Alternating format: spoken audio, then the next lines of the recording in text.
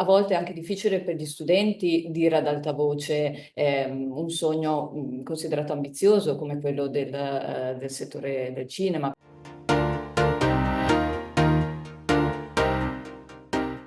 Benvenuti a Obiettivo Education. Cosa succede quando nostro figlio ci dice di voler intraprendere una carriera nel cinema, magari come attore o attrice o come regista? Noi genitori veniamo sopraffatti dai dubbi. Quindi come facciamo a capire se questo è solo un sogno oppure se in questo settore possiamo veramente ricavarci una carriera? Ne parliamo oggi con Rory Curley, amministratore delegato della Central Film School di Londra.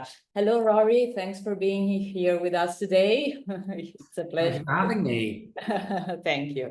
So, our job is not only about sending students abroad, but also managing expectations and helping parents understand how to invest in their children's education. So, in my experience, many parents feel hope that their child will one day say, I want to become a doctor or a lawyer. So when he or she might say, I want to become an actress or actor, the reaction might be quite, quite different. So what would you say to these parents? I think most people have had that kind of conversation with their parents in most countries. I think it's a really common thing. What I always say to parents is people, number one, okay, so there are some very famous, very, very wealthy actors and musicians, etc. But most people don't go into a creative career purely for money. Okay, they should go in where they want to have a decent lifestyle, they want to make an earning, and they want it to be like gainfully employed within the creative industries. But money isn't the number one motivation. The motivations are they want to create art, they want to put positivity in the world, they want to have a positive social impact, and these are really valuable things. And that, and I think that number one, I'd say to parents, as a society, we have to think about how we value things, and there's monetary value, but there's other value, and there's other ways that we can actually contribute to society. The second thing I say is that, we are in a rapidly changing environment. Technology is moving at a really, really, really fast rate, and we're in another industrial revolution equivalency with generative AI. And it's an artificial intelligence revolution in essence. And this is causing huge changes within the workforce. And I think that some things that would have been, and I don't want to denigrate any or depress anyone in terms of like roles, but I think some roles that would have been fully human driven are at least going to be partially AI driven, which is going to change opportunities within them. I think things like architecture and engineering, I think things like accountants, in their current format will go completely.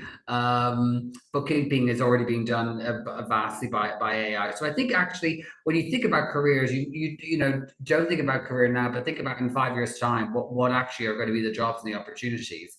And the slightly jokey way I say it is that the last thing the robots will take is our creativity. And of course there's questions about creativity as well with AI, but the quintessence of humanity actually is the creative. And while AI might do rotoscoping, for example, if I talk about my sector, that's a boring job that humans don't want to do anyway. Actually, having creative vision is something that it has got a higher likelihood of staying with humans. And I think, and they talk about developing soft skills.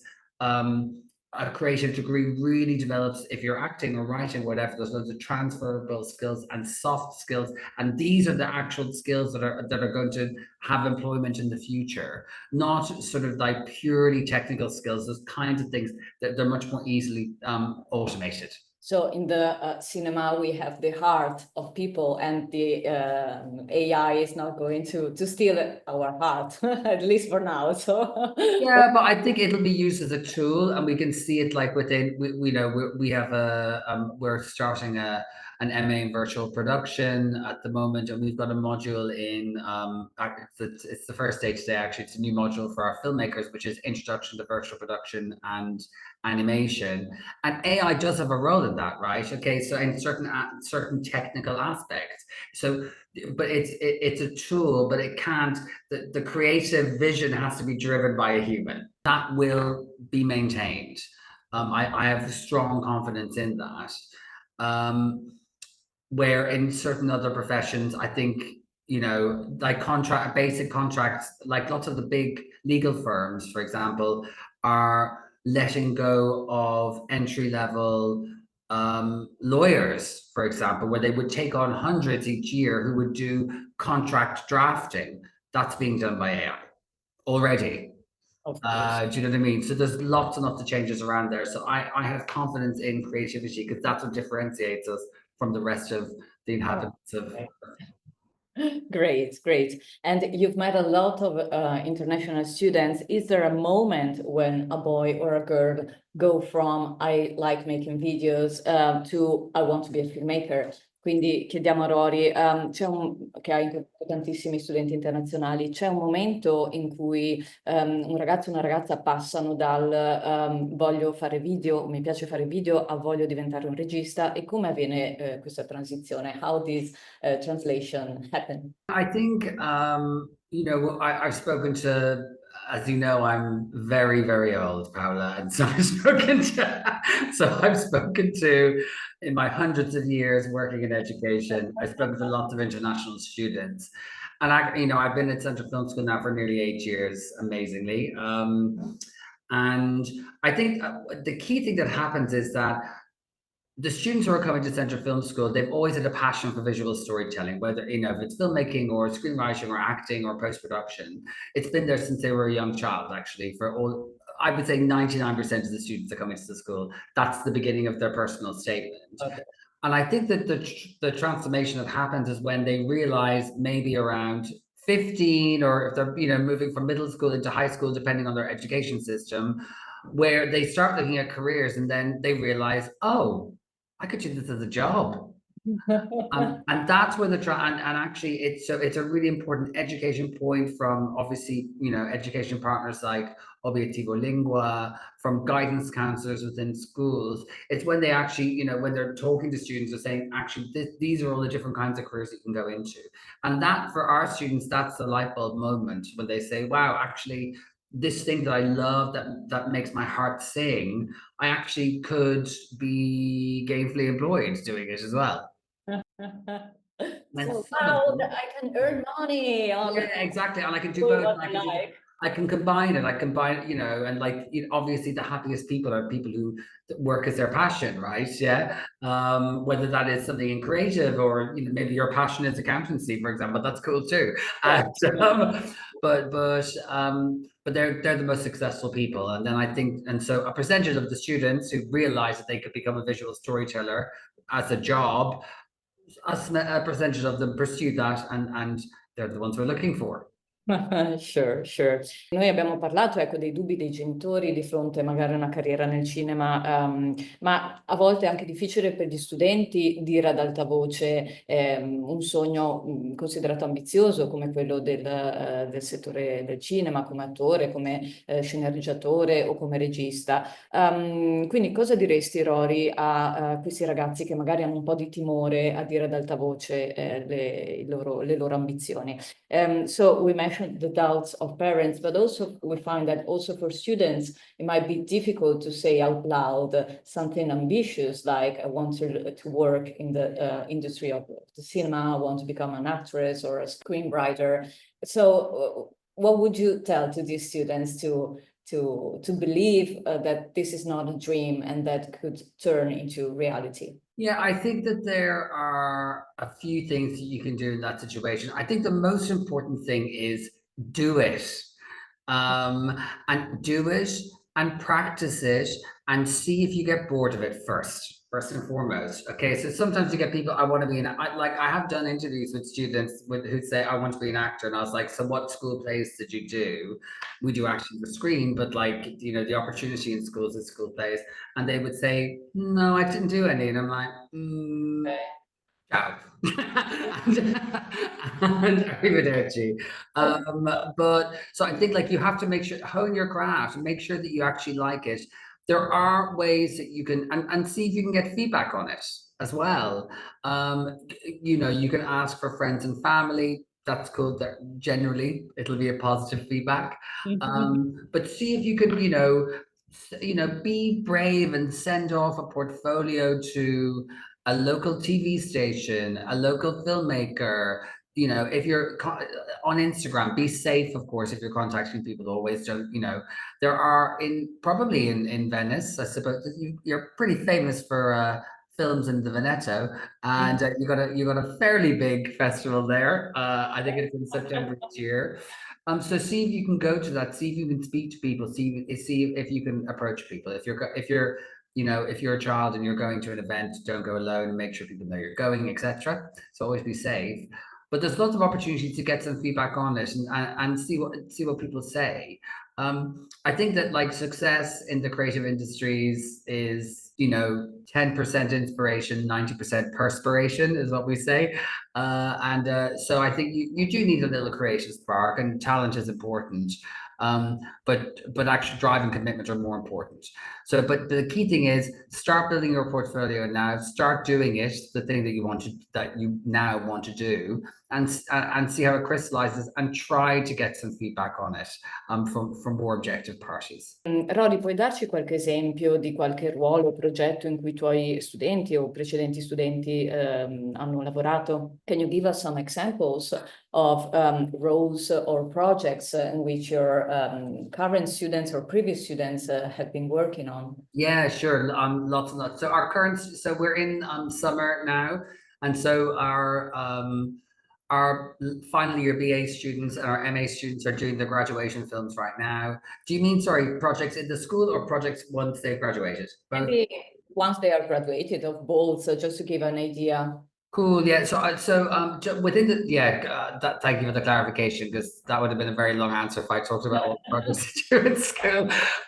So like all of our programs are incredibly practical. So like, 80 to 90% of the assessments on all of the courses are making a film, being in a film, writing a film, depending on the course that you're doing.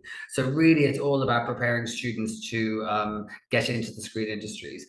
Our students have progressed on to lots and lots and lots of different organizations. So the beauty of studying in London is that it's the center of the screen industries in Europe, in the sense that it's the biggest in terms of value. It's very, very high in terms of number of productions as well. And it's quite a diverse industry.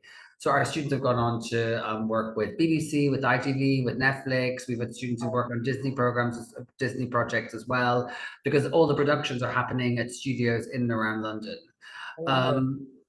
Yes, we had a student last year whose film came second in the Cannes Shorts at the Cannes Film Festival, who graduated, I think, 6 years ago from the school, which is amazing.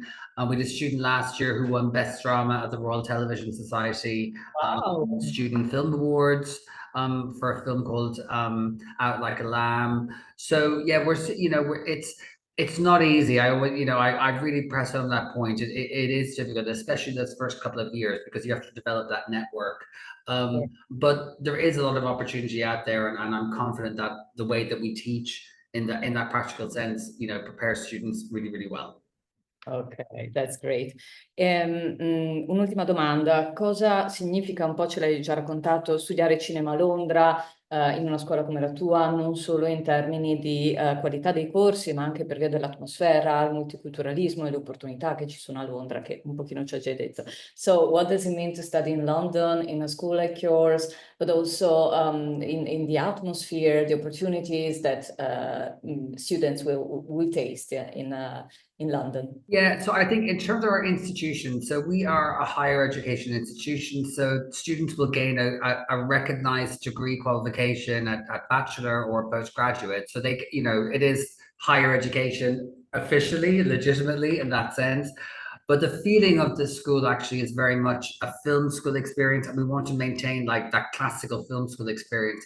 And what that means is that you're joining a community of practice. That's what going to a conservatoire style institution is all about.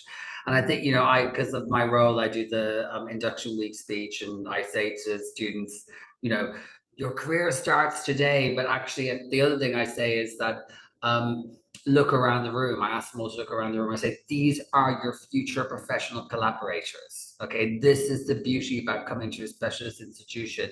Make sure that you utilize that opportunity. So they do lots of practical stuff. We really, really encourage personal projects as well. We've got a really well stocked kit room. We've got great facilities in the school as well in terms of studio space. So we want them to be, while, you know, create while you're with us. So you build your technical skills and your creative skills, also build your industry knowledge and build your creative network. And they're kind of the three pillars that we want students to achieve when they're with us. Sure. Being in London, as I mentioned, it's a huge center of the creative industries. And so, like, actually articulation with industries is, we've got a huge opportunity to articulate with industry. And it means that we can get lots and lots of people to come and do talks at the school. So we've got like a series of events called Professional Perspectives. And so it's current industry practitioners from all different stages in their careers, some newly graduated, some, you know, towards retirement almost as well, and everything in between. Okay. And that's a really important part of the learning for the students as well. So it's a very, very industry focused, very graduating and after school focused, if that makes sense. Great, great. So it's not only about dreams, but it's also about networking and trying to be in the real world, basically. Absolutely, yeah. You get work from your network. That's the way. Oh, that's the same for all creative industries. So you have to build your network. You have to build. You know, we do collaborations with other creative arts schools as well. So we work with Point Like Music School, the Fashion Retail Academy as well. We're looking to work with Escape Studios, which is an animation school too. So it's very, very career focused in the school actually. That's the raison d'être. Okay, thank you so much, Rory. And I would talk to you about this for a long time, but I mean, we encourage students and parents to connect with us and connect with you for further information. Quindi ecco, grazie Rory per averci portato dentro la Central Film School. Se siete genitori o ragazzi interessati a capire come si passa da un sogno alla realtà pratica dell'industria creativa e di quello che proprio il mondo richiede, le opportunità che poi può dare in questo settore, vi consigliamo di contattarci e di seguire le prossime puntate di Obiettivo Education. Grazie mille. Ciao.